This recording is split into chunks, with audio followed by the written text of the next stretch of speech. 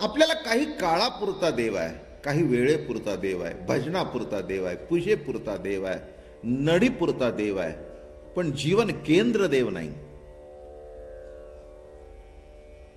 जीवन केंद्र संसार आहे आणि देव गरज आहे. बोलणं कळलं? जीवन केंद्र संसार आहे आणि प्रभू गरज आहे. हा मूलभूत फरक आहे. आणि गोपिकांच्या जीवनामध्ये जीवन केंद्र प्रभू होता आणि जगण्याची गरज म्हणून संसार होता. मी नेहमी सांगतो, जेवणाकरता जगावं आणि जगण्याकरता जेवावं, हा तसा फरक आहे. जेवणाकरताच माणसं जगतात, ठीक आहे,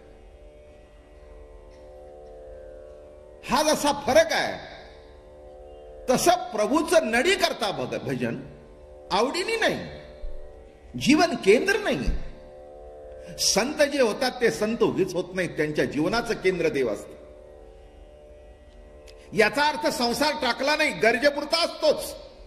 देह निर्वाहापुरते राटवी हातापायाते, नाही का? देहाच्या निर्वाहापुरतं जरी घरात शिजवलं नाही तरी 4 दरवाज्यात जाऊन भिक्षा तरी मागावी लागतेच. एवढा तरी प्रपंच हा करणं क्रमप्राप्त आहे. नाहीतर कुणीतरी दारात आणून द्यावं लागतं, खाण्याकरता तरी वेळ द्यावा लागतो. संसार आहेच, पण गरज.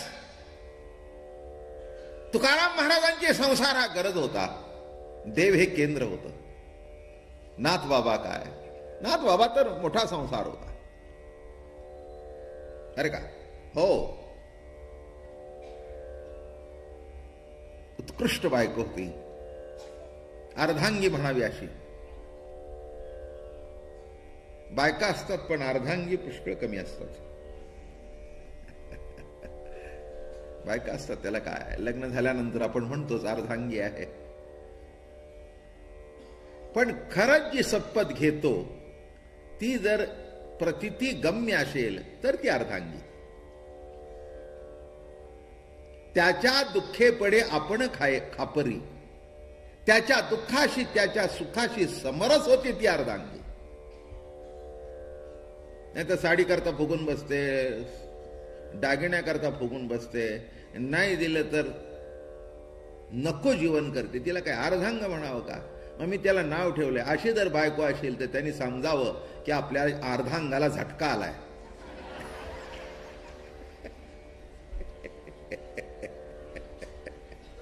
माणसं म्हणतात ना, का असं का चालतंय? नाही म्हणले, आमच्या अर्धांगाला झटका आलाय.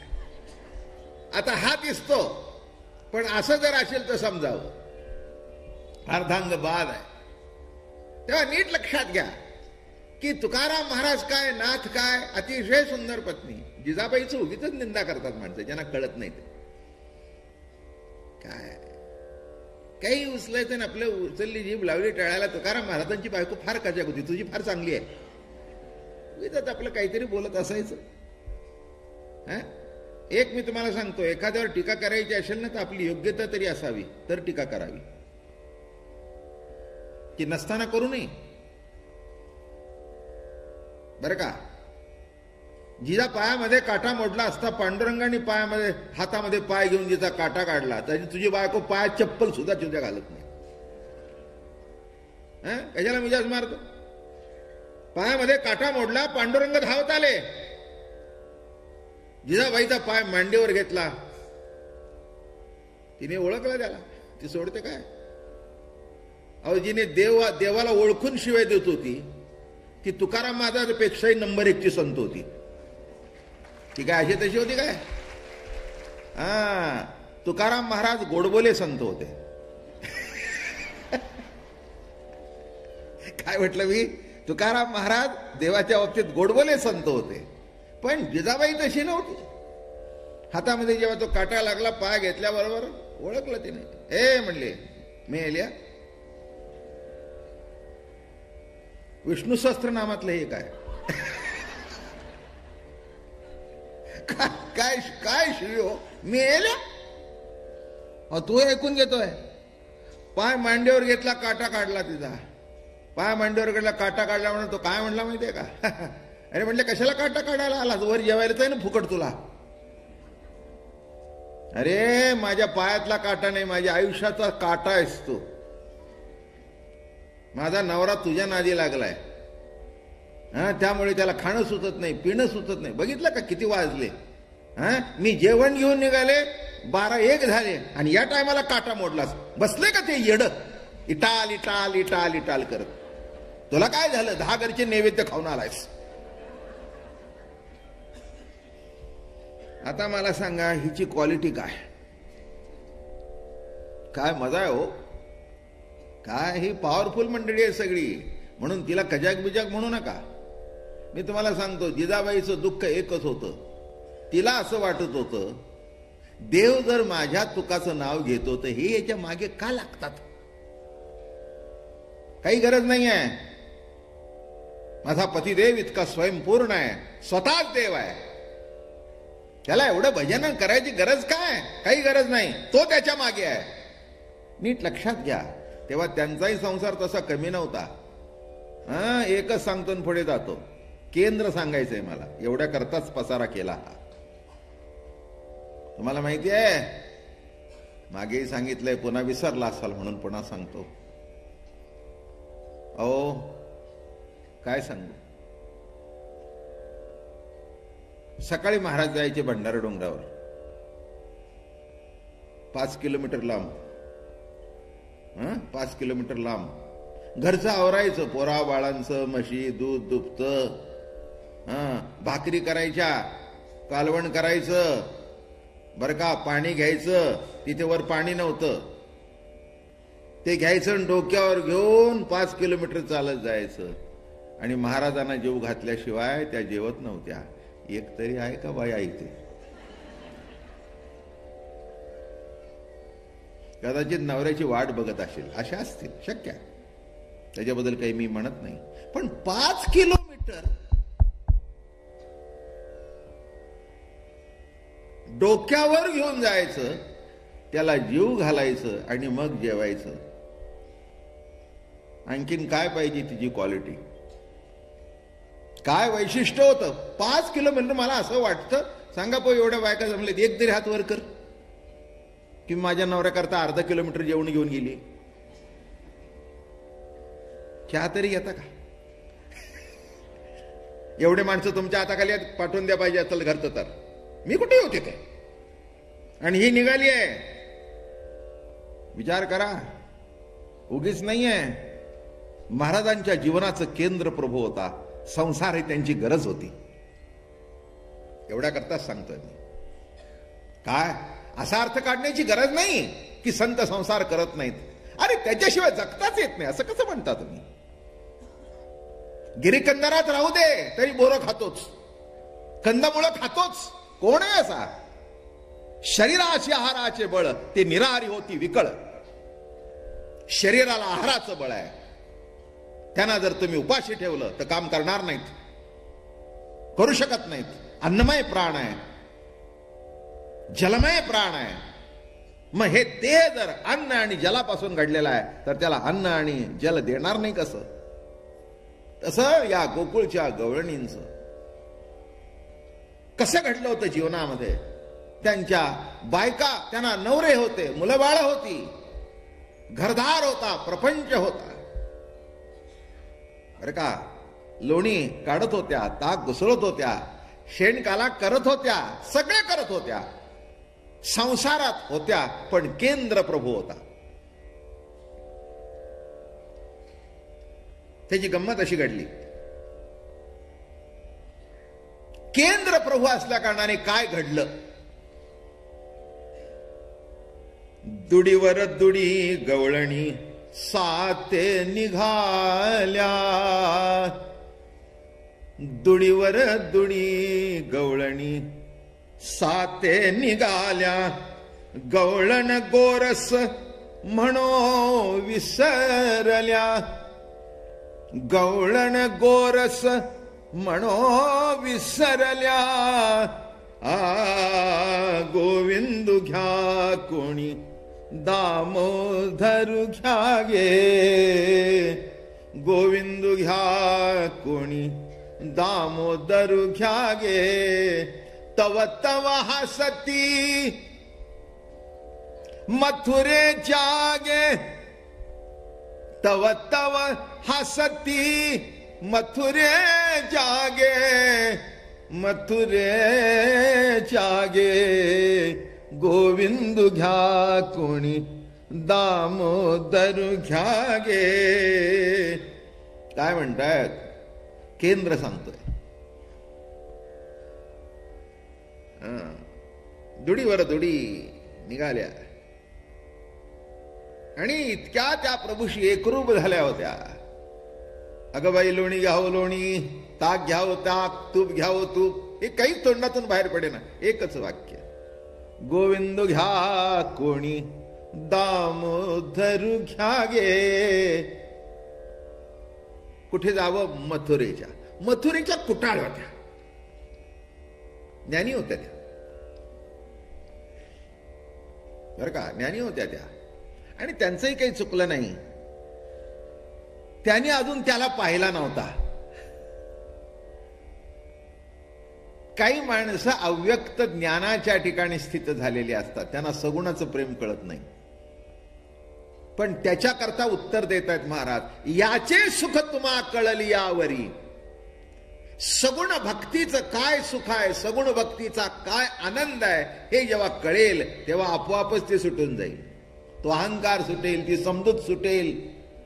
जे तुम्हाला ज्ञान वाटत होतं ते कालांतराने कळेल, हे ज्ञान नाही, अज्ञानच आहे. ज्ञान नाही, हे अज्ञानच आहे. एका व्यक्तीबद्दल आपला गैरसमज असतो आणि भेट झाल्यानंतर कळतं की आपलं चुकीचं आहे. म्हणजे इतक्या वेळ जे तुम्हाला वाटत होतं आमचं बरोबर आहे, ते तुमचं बरोबर आहे हे चुकीचं ठरलं, अज्ञान ठरलं. पुष्कळाला असंच होतं. आपल्याला माणसाची माहिती नसते, काही नसते, आपण आपल्या पद्धतीने आपले ग्रह करून घेतो. दोन माणसं रिकाम टेकडे कोणीतरी कोणाबद्दल काहीतरी बोलत असतं, तेच आपण लक्षात ठेवतो. प्रत्यक्ष अनुभव काही नाही. अरे का, काही माहिती नसते कुणाला, काही कशाचं काही माहिती नसते, काही नसते. काहीतरी आपलं बोलायचं झालं. आणि एक लक्षात ठेवा, हे तोंड की नाही कोणाची स्तुती करण्याकरता त्याचं मौन असतं, पण निंदा करण्याकरता एव्हर रेडी. आणि कान सुद्धा तसेच, कान सुद्धा तसेच. तशा या मथुरेच्या होत्या, म्हणून हसत होत्या. गोविंद घ्या कोणी दामोदर घ्या गे, तव तव हसती मथुरे जागे. त्यांचं तरी काय चुकलं? कंसाच्या गावात राहत होत्या, त्यांचं काही चुकलं नाही. प्रत्येक गोष्टीला या मंडळींना कंस करायची सवय असते. Into bracket. आता ते प्रत्येक गोष्टीला तर कंसाच्या नगरीत राहणारी माणसं, त्याच्या भोवती कंसच, देव समोर येऊन सुद्धा कंसच. किती आश्चर्य. गोविंद घ्या कोणी दामोदर घ्या गे, तव तव हसती मथुरे जागे. आणि ज्या मथुरेच्या होत्या त्या हसत होत्या. आणि त्यातल्यात एक अजून टवाळ होती.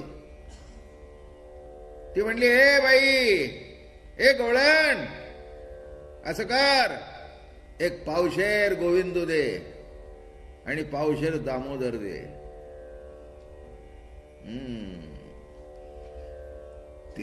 तिला काय माहिती होतं? तिच्या जीवनरूपी देऱ्यात आंबट टाक होतं आणि यांच्या जीवनरूपी देऱ्यात अनुभवजन्य दामोदर होता, कृष्ण सखा होता. हे सगळे डेरेच आहेत. तुम्ही आम्ही डेरेच आहोत, पण त्या डेऱ्यात काय आहे ते बघा. काय आहे ते बघा.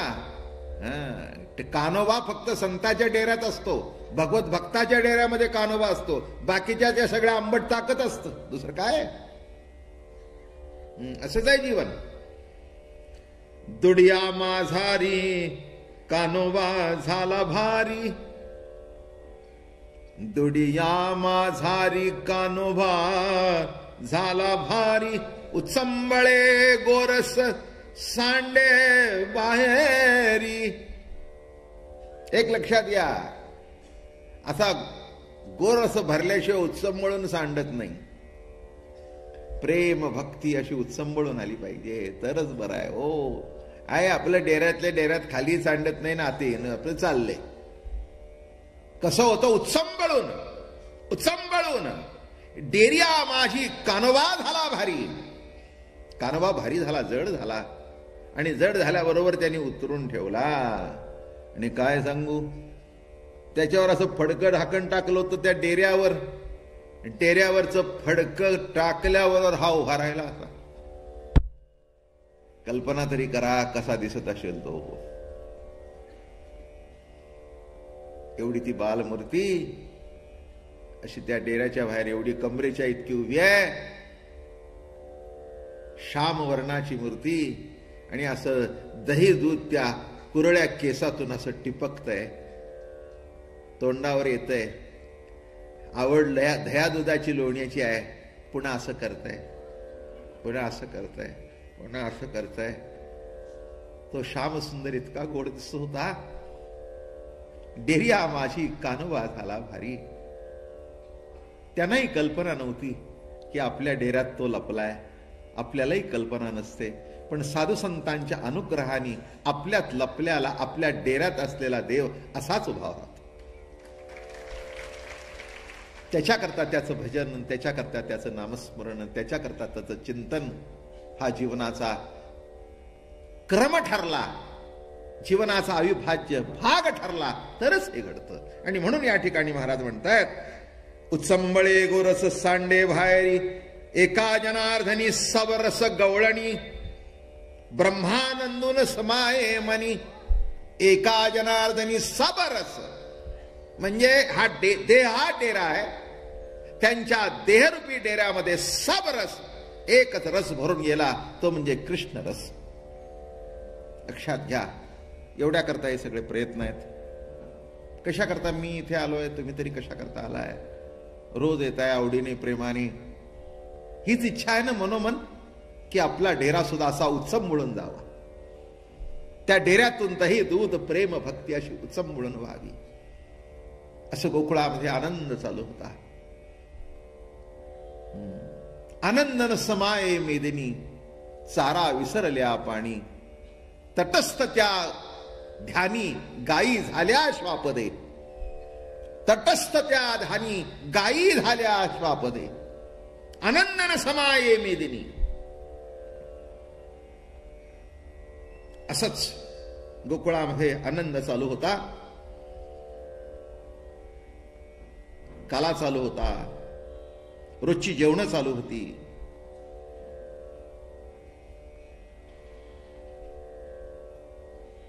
तृणाची आलवे गायी गेल्या दुरी, पाचारी मुरारी नाम त्यांचे. खेळ चालला होता. इथे खेळामध्ये गुंतले, गायी लांब गेल्या. तृणाच्या आलवे गायी गेल्या दुरी, पाचारी मुरारी नामे त्यांची. चंद्रभागे गंगे भागीरथी यमुने, येई ताम्रपर्णे धावन. या गायांची नावं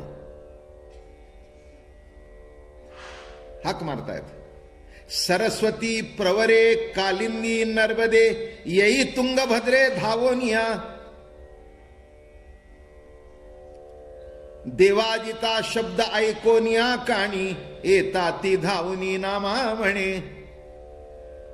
सगळ्या गायी अशा गवताच्या मागे लागलेल्या होत्या. काय चरायला रान मिळालं की गायी पुढे सरकतात, ते मागे सरकत नाहीत. आपण त्यातल्याच गाया. संसारामध्ये चरायला मिळालं की मागे वळून कशाला बघते, चरत चरत निघाली. तुम्ही बघितलं ना, जनावर चरत असं मागे कधी येत नाही, असं पुढेच जातं. चरत चरत गेलं की गेलंच. तसं संसारात एकदा अडकला की की शेवटपर्यंत त्या संसारातून त्या गोपाळांचं भाग्य, गायींचं भाग्य थोर होतं. त्यांना कृष्णाने हाक मारल्या म्हणून बाहेर पडल्या. त्या का बाहेर परत कशा आल्या? उगीच आल्या का वाट तुम्हाला परत? इतकं सोपं नाही परत येणं. संसारात अडकलेला जीव इतकं सोपं नाही त्याच्यातून बाहेर पडणं. आम्ही बाहेर पडतोय, कुठेतरी त्यांच्या इतकी मुरली येत नसेल पण कुठेतरी धून येत असेल म्हणून बाहेर पडतोय. इतकं सोपं नाही आहे. वस्तुस्थिती आहे ते सांगतो मी. बघा ना, आपल्या घरामध्ये 10च माणसं असली किंवा 2 असली, 4 असले, त्यात आपण एकटीच येतो, बाकीचे येत नाहीत. म्हणजे अर्थ काय? अर्थ काय? सगळ्याला ती नाही, ज्याचं त्याचं. संसाराचं प्रारब्ध निराळं आणि हे भाग्य निराळं. बरं का? संसार प्रारब्धाने होतो पण पूर्वजन्मीचं भाग्य लागतं आणि अहोभाग्य लागतं. तेव्हा सत्संगती घडते, तेव्हा चांगले शब्द कानावर पार पडतात. त्रिभुंगे धेवडे उभे वृंदावनी, वेणू चक्रपाणी वाजवितो. व्याघ्रावरी गायी टाकताती मान, बाळे स्तनपान विसरती. सुंदर वर्णन आहे म्हणून वाचून दाखवतो. काय घडलं?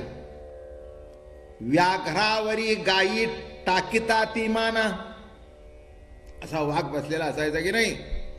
मग गायी हळूच बसायचा आणि त्या वाघाची नरम ना एकदम, त्याची वाघाची पाठबीट एकदम नरम असते, फर त्याची, केस बीस. मग गायी आपोआप त्याच्या पाठीवर मान टाकायच्या.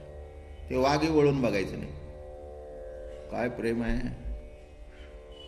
परमार्थिक भूमिका असेल तरीच या आपल्या अवतीभोवतीतले वाघ आणि गाया एकत्र होतात. नाही तर घरातही एकमेकाला खायला टपलेत, बाहेरही एकमेकाला खायला टपलेत. आणि एक लक्षात ठेवा, वाघच गाया खातो. तसं घरात म्हणा, बाहेर म्हणा, असा कोणतरी एक वाघ भेटतो की तो गाया खातो. पण परमार्थिक जीवनामध्ये असं घडतं की वाघ असू दे, गायी असू दे, ती गायी सुद्धा वाघाच्या पाठीवर डोकं ठेवते आणि विश्रांती घेते. त्या वाघाला सुद्धा वाटत नाही तिची हत्या करावी. बाळे स्तनपाना विसरती. त्याचा वेणू ऐकला की नाही? कानाने ऐकल्याबरोबर जी बाळ प्यायला आईचं स्तन तोंडात असे ते सुद्धा विसरत असत. बरं का? त्यांना सुचतच नसे काय करावं काय नाही, वेडे होऊन जात असत. सर्पाणी नाग मुंगस बैसती, जळी वाती विसरली. हस्ती सिंह एके ठाई बैसती, भ्रमर भुलोनी वेणुनादे. तो वेणुनाद ऐकल्याबरोबर अरे सगळे इतके तटस्थ झाले, कुणाला काही कळेना काय चाललंय काय नाही, इतके एकरूप झाले त्या वेणुनाद ऐकून. महाराज म्हणतात, आधरी धरो निया वेणू,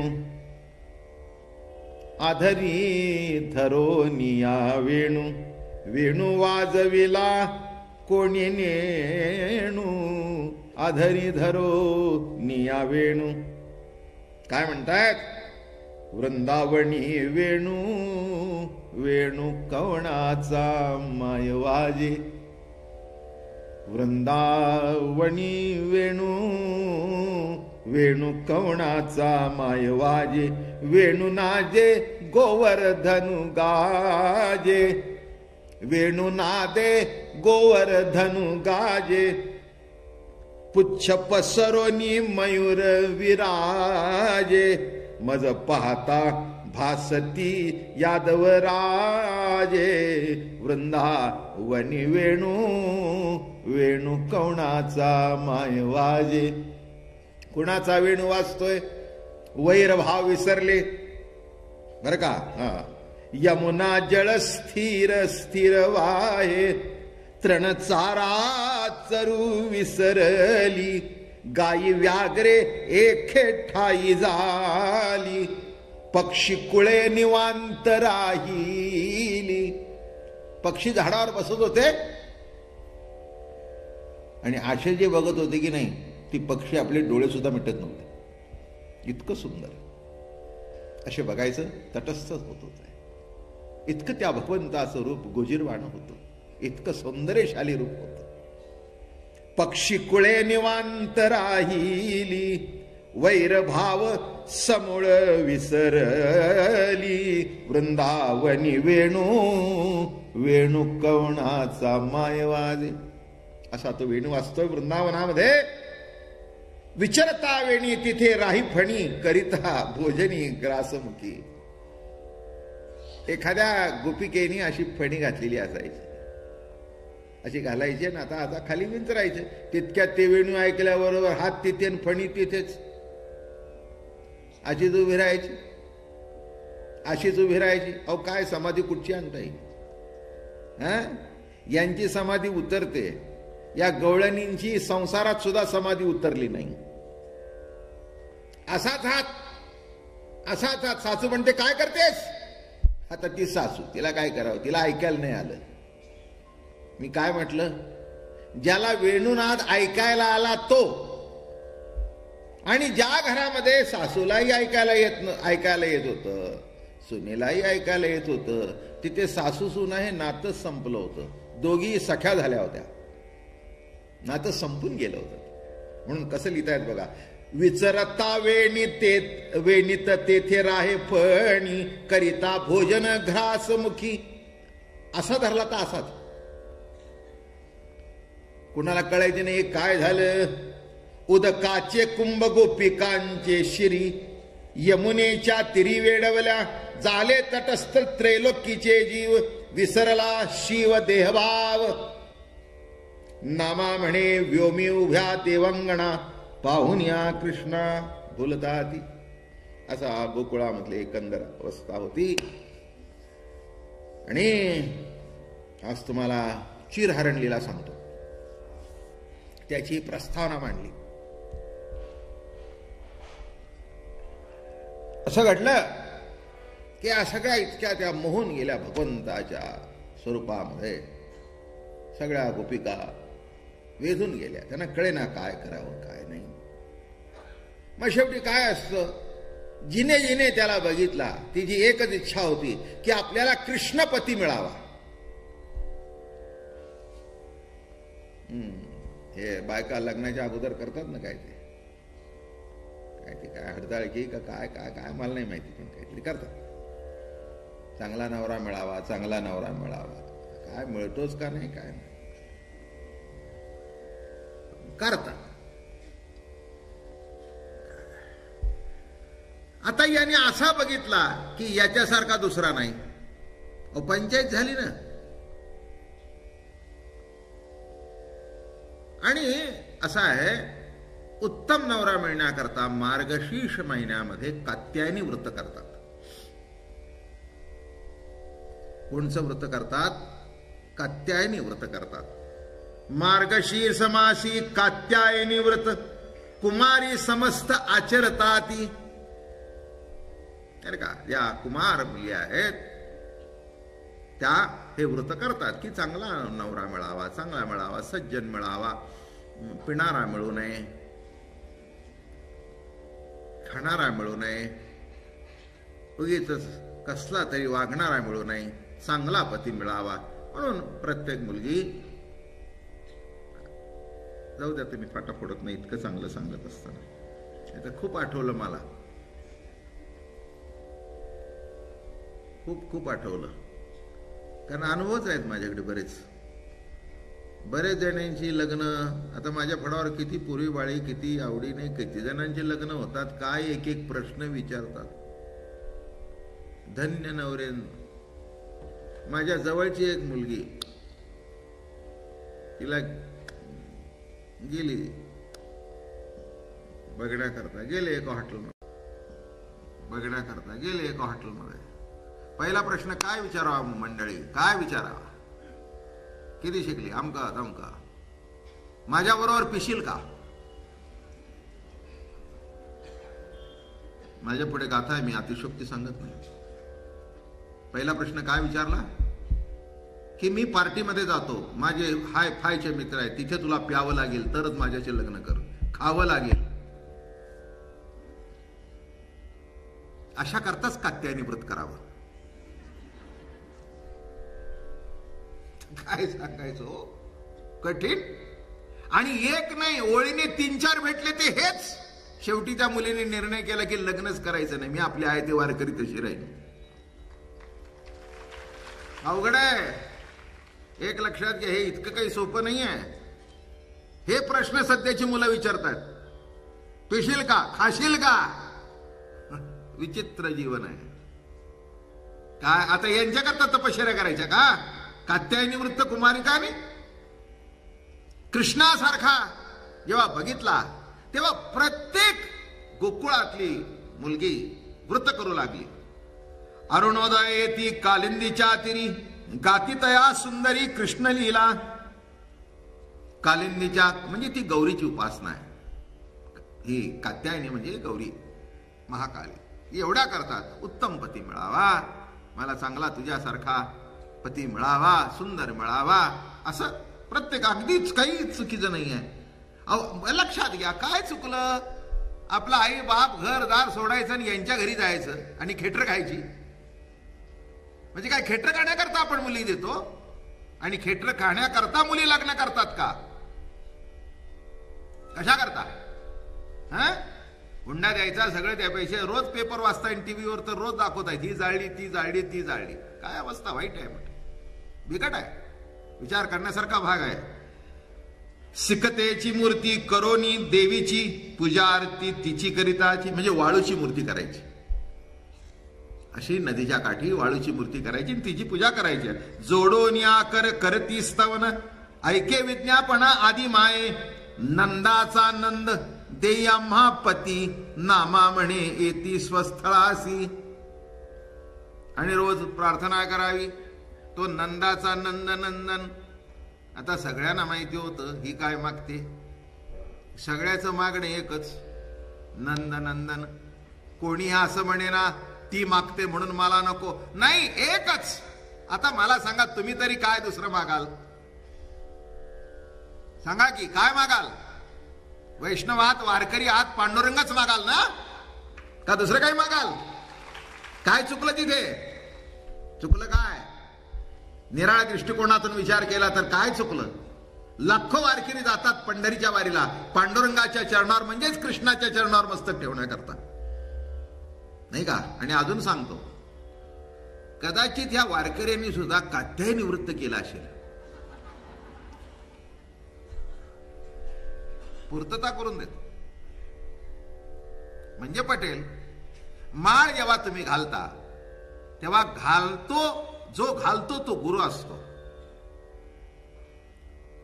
बरं का? पण ज्याची माळ आहे तो पांडुरंग आहे. माळ घातल्यानंतर जो व्यक्ती माळ घालते त्याचं लग्न पांडुरंगाची लागतं आणि लावून देणारा मद्दा भटजी. माझं बोलणं कळलं का? मग आता तुम्ही जी जन्मजन्मांतराची कात्यायनी वृत्त केलं म्हणून वारकरी झाला, त्याच्यामध्ये काय विशेष? काय वस्तुस्थिती आहे, बरं का? दुसरं कुणाशी लग्न लागलं नाही. देहाचा मालक निराळा, तो निराळा, आणि हृदयाचा मालक निराळा. माळ घातल्यानंतर हृदयाचा जो मालक परमात्मा आहे त्याच्याशी लग्न लागलं, म्हणून माळेचं महत्व जास्ती आहे. म्हणून जो घालतो त्याला आपण गुरुस्थानी मानतो, आणि ज्याच्याशी लग्न लागतं तो पांडुरंग कृष्ण, काही म्हणा, दोन्ही एकच आहेत. म्हणून आपल्याकडे तिन्ही एक आहेत म्हणून मंत्र आहे ना, एक मंत्र नाही. जय जय राम कृष्ण हरी. जो राम तोच कृष्ण आणि जो कृष्ण तोच हरी, अशी परंपरा आहे. आणि म्हणून काय चुकलं? मी मुद्दाम पूर्तता करून दिली तुम्हाला. काय चुकलं? तुमचं माझं जीवन ध्येय जर एकच आहे तर त्या कुमार गोपिकांचं ध्येय जर कृष्ण असेल आणि कृष्णपती मिळावा आणि त्याला सर्वस्व अर्पण करावं हे जर त्यांना वाटलं असेल तर काय चुकलं? काहीच चुकलं नाही. कालिंदीच्या मग काय घडलं? ही जी रोजची पूजा अर्चा होती ती पोचली की बाबापर्यंत. आता काय, हा कृष्ण आहे, अवतारच कृष्णाचा आहे. तो कोणत्या गोष्टी अशा सरळ करत नसतो. नाही, असतात सरळ, तुम्हाला वाकड्या वाटतात.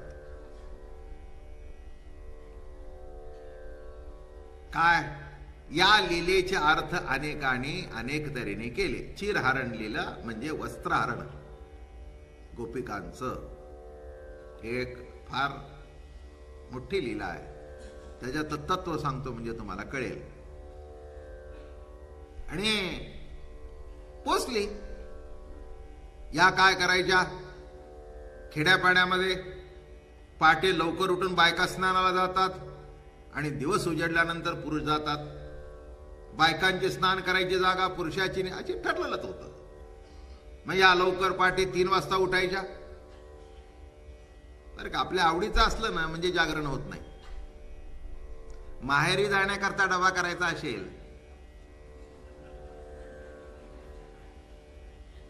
काय माणसं हसतात. माहेरी जर कानवले करून पाठवायचे असतील तर बाई रात्रभर जागून करील रात्रभर. अगदी ते कानवलं बिलं घेऊन भावाकडे पाठवून देईल. पण नवरा म्हणला, अगं दादा आलाय, त्याला उद्या सकाळी काहीतरी करून दे, मला एवढं उठायचं नाही, बाहेरून मागवून द्या. कशा करता सांगतोय, आवडीचं असलं म्हणजे जागरण होत नाही, आणि आवडीचं नसलं म्हणजे साधं थोड्याशा गोष्टीचा सुद्धा त्रास द्यायशिवाय राहत नाही. ही वस्तुस्थिती आहे. झालं बाबा, सकाळी उठायचं, यमुनेवर जायचं. पूर्वीच्या काळाप्रमाणे वस्त्राशी नदीकाठी काढून ठेवायची आणि त्या नदीमध्ये स्नान करायचं. यमुनेमध्ये कालिंदीचे तिरी वस्त्रे ठेविताती, जळा तरी गती सकळीक. आता काय, ह्याचे हेर सगळीकडेच असायचे. कोणीतरी सांगितलं, ओ म्हणले महाराज कृष्ण सख्या, या पोरी सकाळी उठून हे इथेच ऐका, पुढचं नीट ऐका म्हणजे मागचं कळेल, नाही तर नको ते घेऊन जाल. काही काय म्हणतील असा कृष्ण असतो का? एक लक्षात ठेव, कृष्ण हा देहाचा विश्वाचा मालक आहे. त्याच्या ठिकाणी काहीच झाकलेलं नाही, म्हणून लपवायचंही काही नाही. एक ओवी सांगू का? लक्षात आली तर सांगतो.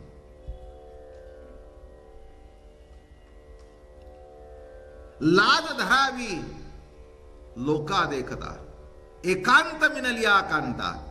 लाज धरावी लोका देखता, पण एकांत मिनलिया कांता. लाज सर्वथा सोडावी. भागवतातली ओवी आहे. जगामध्ये फिरताना अंग झाकून घ्यावं, पण पतीजवळ गेल्यानंतर लाज सर्वथा सोडावी. त्याचं पुढचं सांगतो, लाज सोडली तर आई होईल. आई केव्हा होईल? लाज सोडली तर. म्हणून जगामध्ये लाज झाकून घ्यावी, आणि मालकापुढे जर तसंच झालं तर आई होणार नाही. लाज धरावी लोका देखता, पण एकांत मिनलिया कांता. लाज सर्वथा सोडावी. तसं जो परपुरुष आहे तिथे झाकणं आहे, परकेपणा आहे. पण ज्याला सर्वसार्पण केलं तिथे लाज नाही. किंबहुना तिथे लाजणं म्हणजे मातृत्वाला डावलणं अशातला अर्थ होईल. नीट समजून घ्या विषय. एक विशिष्ट लेवलनी सांगतोय, त्याच लेवलनी ऐका. त्याला कळलं. कळल्याबरोबर स्वारीने काय केलं? हा त्या जायच्या अगोदरच कळंबाच्या झाडावर जाऊन बसला लपून. आणि या गवळणीने, अहो काय त्या विसरले ना, काय माहिती आता कोण आहे काय. जे सकाळची वेळ पाठीची कोण नाही, जे खेळ सुरू केला, हे पाणी उडवते, ती पाणी उडवते, ती पाणी उडवते, डुबकी मारतायत. आणि डुबकी मारता मारता मारता इतक्या डुबल्या, यांनी सगळी वस्त्र गोळा केली आणि वर जाऊन बसला.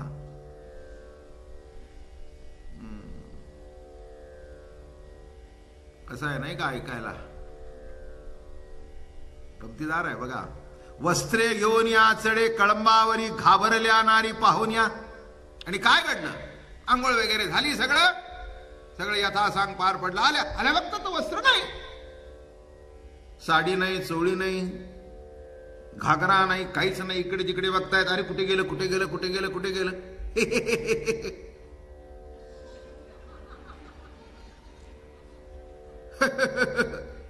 वर बघितलं, अरे ओळखला, आवाज ओळखला. अरे अरे अरे अरे म्हणजे आला, चटकन पळाल्या आणि एवढ्या पाण्यात उभा राहिला. अरे कृष्णा हे काय? अरे तुला काय कळते काय? तर काय आहे, सगळ्या गावात कळलं तर काय होईल आमचं? अरे काय होईल, काय परिस्थिती आहे ही, काय तुला काय कळतं का नाही? लाज वाटते का तुम्हाला?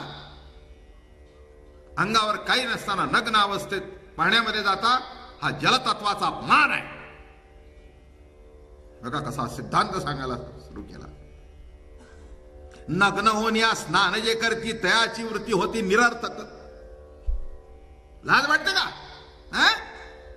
सकाळ असली म्हणून काय झालं? कसं आंघोळ करावं? काय घरातल्या मोरीत करताय काय? मी होतो म्हणून बरं. पुन्हा कळत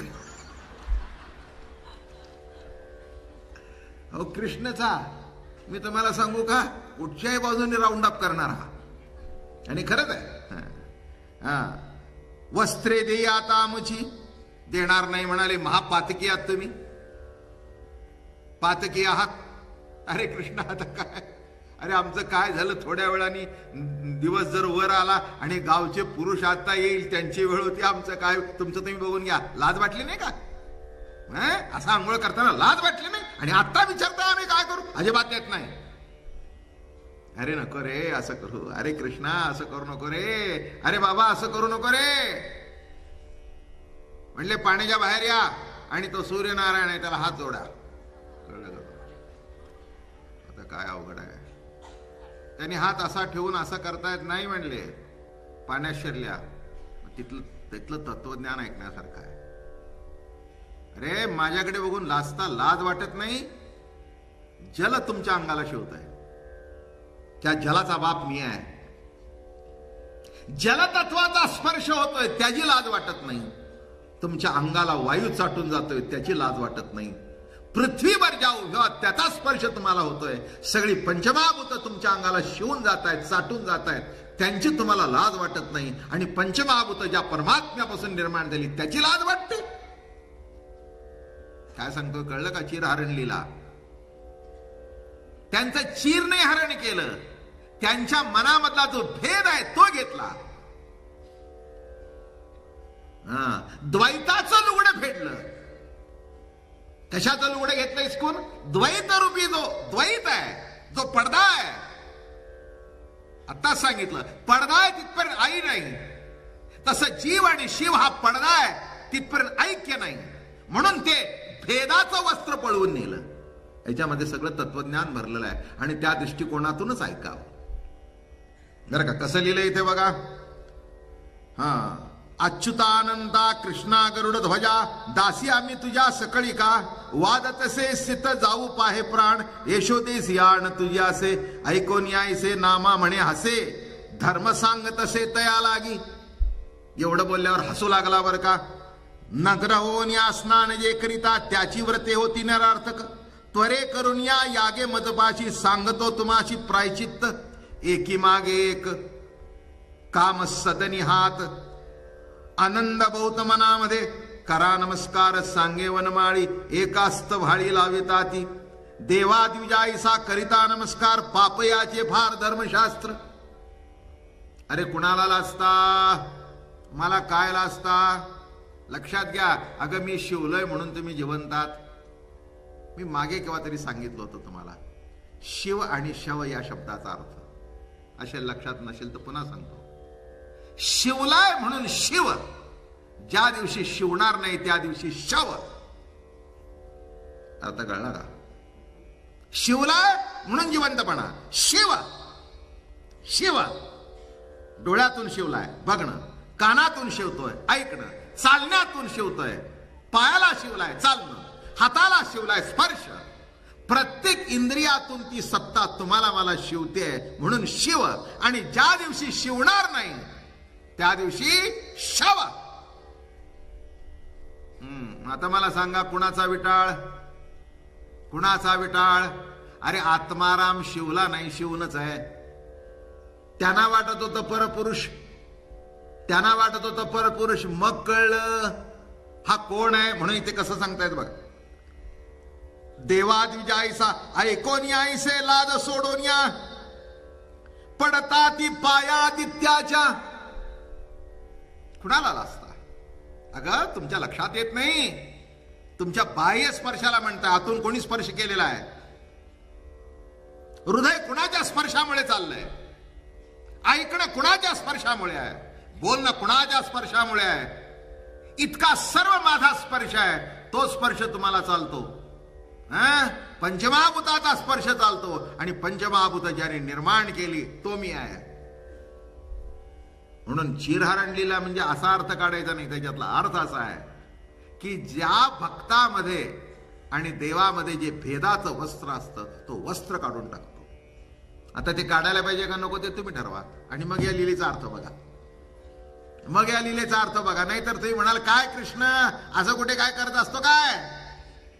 एक लक्षात ठेवा, या कृष्ण लीला आहेत त्या ऐकायच्या आहेत, श्रवण करायचे आहेत, त्याचं चिंतन करायचं आहे, आणि त्याच्यातलं जे लक्षांश आहे तो घ्यायचा आहे. माझं म्हणणं कळलं का? तो जर घेतला तर याच्यातला अर्थ कळेल. म्हणून वृंदावना वगैरे वगैरे मोठं कौतुकाने सांगतात चीरहरण लीला. किंबहुना तुमच्या माझ्या जीवनामध्ये सुद्धा हे चीरहरण झालं पाहिजे. जे तुमच्या माझ्या अंगावर भेदाचं, वासनेचं जे वस्त्र आहे ते फिटलंच पाहिजे. ते फिटल्याशिवाय प्रभूचं आलिंगन घडत नाही. हा त्याच्यातला तात्विक अर्थ आहे. आणि हे जर कळलं तर चीरहरण लीला तुम्हाला काय ते कळेल. वस्त्र देत तेव्हा तया जग जीवन मनोरथ पूर्ण करीन तुमचे. काय सांगितलं की ज्याच्या करता हे व्रत तुम्ही केलं,